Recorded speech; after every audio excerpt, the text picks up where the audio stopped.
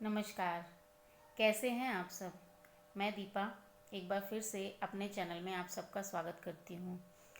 उम्मीद करती हूँ आप सब भी बहुत अच्छे होंगे और दिवाली की तैयारियों में व्यस्त होंगे। मैं भी दिवाली की साफ़ सफाई में लगी हुई थी। थोड़ा सा कुछ फैमिली में काम था, इस वजह से कुछ दिनों से आप सबसे मुलाकात नहीं हो पाई, लेकिन एक बार फिर मैं आज आप सबके सामने आई हूँ। और दोस्तों, आज हमेशा ही मैं हेल्थ और हेल्थ से रिलेटेड इश्यूज़ के बारे में अब से बात करती हूँ। अभी तक मैंने आप लोगों को स्टोन, हेडेक और अलग अलग लाइक सिस्ट, इन सब के बारे में जो भी जानकारी मेरे पास थी या जो मैंने एक्सपीरियंस किया था वो मैंने आपसे शेयर किया। लेकिन आज जो मैं आपसे शेयर करने वाली हूँ, ये तो मेरी लाइफ का एक पार्ट बन गया है। लाइक मैं हर दिन इसको कई बार पिछले 4 सालों से मैं इसकी पेशेंट हूँ। और नेचुरल लाइफस्टाइल, नेचुरल ट्रीटमेंट से मेरी लाइफस्टाइल काफ़ी हेल्दी है। और अभी तक इन 4 सालों में मुझे ज़्यादा कोई प्रॉब्लम ऐसी आई नहीं है। तो ये जो मुझे प्रॉब्लम है इसका नाम है रूमेटॉइड आर्थराइटिस। रूमेटॉइड आर्थराइटिस की जो प्रॉब्लम है वो जब मेरी सेकेंड डिलीवरी हुई थी उसके बाद से मुझे जॉइंट पेन की प्रॉब्लम शुरू हो गई थी। पहले मुझे फिंगर्स में पेन होता था। फिंगर्स के ये जो जॉइंट्स होते हैं, ये जॉइंट्स जो होते हैं, इनमें पेन स्टार्ट हो गया। उसके बाद बैक में पेन होता था, कभी शोल्डर में होता था, नी जॉइंट्स में भी पेन होता था। तो अलग अलग जॉइंट्स में पेन होता था। कई बार स्वेलिंग बहुत ज़्यादा आ जाती थी, तो स्टिफनेस बढ़ जाती थी, जिसकी वजह से दर्द बहुत ज़्यादा होता था और नॉर्मल लाइफ जीने में, मूवमेंट्स करने में दिक्कत होती थी। तो मैंने जो है बेस्ट रूमेटोलॉजिस्ट को दिखाया और उन्होंने मेरा रिपोर्ट देख के मुझे ये बताया कि ये जो प्रॉब्लम है ये आपकी जेनेटिक है। लाइक मतलब ये आपको बाय बर्थ ट्रांसफ़र हुई है और एक एज के बाद इसका असर दिखने लग जाता है।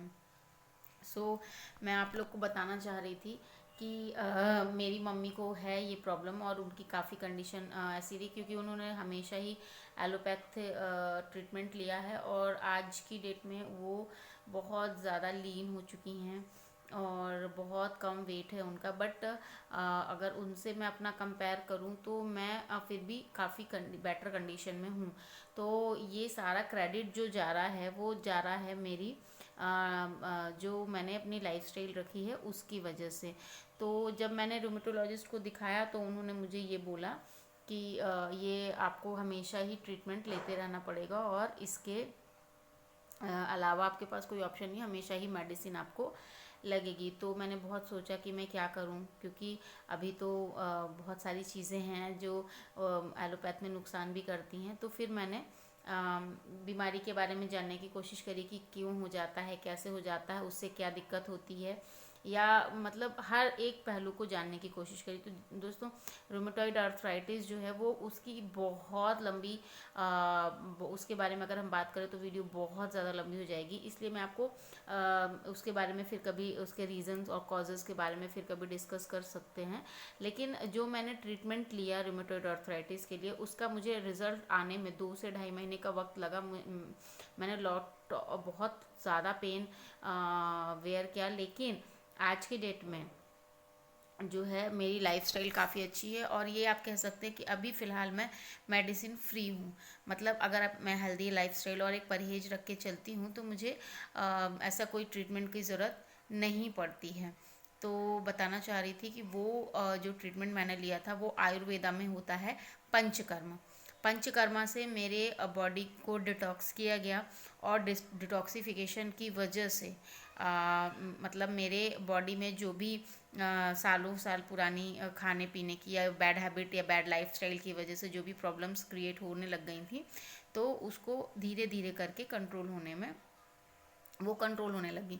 और मुझे एक नॉर्मल मतलब क्योंकि पहले तो बहुत इंटेंस पेन होता था, स्वेलिंग होती थी, रेडनेस आ जाती थी, तो मूवमेंट्स करने में भी प्रॉब्लम होने लगी थी। लेकिन जब से जैसे जैसे मैंने टाइम टू टाइम सिटिंग्स ली, ट्रीटमेंट की और मेडिसिन्स ली, तो मुझे 2 से 3 महीनों में फ़र्क दिखना शुरू हो गया। इंटेंसिटी दर्द की घट गई, स्वेलिंग और रेडनेस भी कम होने लगी। और फिर जैसा कि मेरे प्रीवियस डॉक्टर ने भी बताया था कि ये हमेशा ही बना रहेगा, ये बॉडी के अंदर है, कहीं जाएगा नहीं। तो इसके लिए जो है ना आपको मेडिसिन लेनी पड़ेगी। पर आयुर्वेदा में ऐसा नहीं हुआ। आयुर्वेदा में क्या हुआ कि एक निश्चित टाइम तक मैंने जब सिटिंग्स ली और मेडिसिन ली, उसके बाद मेरी बॉडी ने उस तरह से रिएक्ट करना शुरू कर दिया और एक हेल्दी उसमें कन्वर्ट होने लगी। और सबसे ज़्यादा अच्छी बात ये थी कि मैं विदाउट मेडिसिन केवल सिटिंग्स लेकर वो भी 3 से 4 महीने में 8 से 10 दिन की सिटिंग्स होती थी, जिसमें मेरा पंचकर्मा का 2 जो विधान है, विरेचन और वस्ती, ये दे करके मुझे डॉक्टर्स ने एक हेल्दी लाइफस्टाइल जो है प्रोवाइड की। और साथ के साथ जो है मतलब थोड़ा परहेज भी ज़रूरी है। यानी अगर आपका शरीर वात प्रकृति का है और अगर आपको वात से जुड़ी हुई, वायु से जुड़ी हुई परेशानी है, तो आपको जो भी चीज़ें आपके शरीर में वात उत्पन्न करती है उनसे आपको परहेज करना पड़ेगा। तो दोस्तों इसके बारे में मैं आपको और डिटेल्ड वीडियो बनाऊंगी और फिर आपके सामने फिर से आऊँगी। तो विरेचन और वस्ती और इसके अलावा जो भी पंचकर्म में 3 और होते हैं, पंचकर्मा के अलावा षटकर्म भी होता है। तो इन सब चीज़ों की डिटेल मैं आपको जल्दी ही दूंगी और उम्मीद करती हूँ कि इस वीडियो को आप लोग ज़्यादा से ज़्यादा शेयर करेंगे, सब्सक्राइब करेंगे मेरे चैनल को, ताकि मुझे ऐसे मोटिवेशन मिलता रहे। Thank you so much.